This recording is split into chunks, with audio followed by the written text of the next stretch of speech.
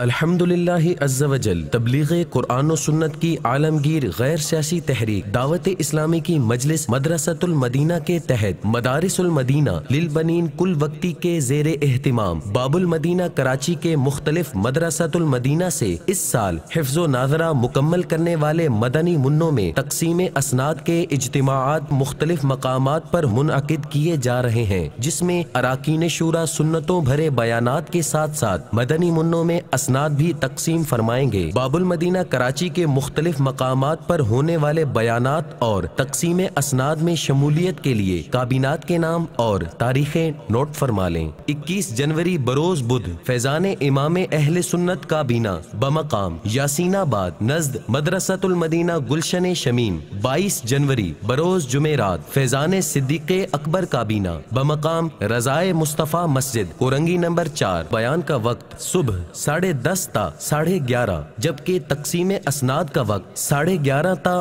12 بجے ہوگا۔ صلو علی الحبیب صلی اللہ تعالی علی محمد۔ مجھے اپنی اور ساری دنیا کے لوگوں کی اصلاح کی کوشش کرنی ہے۔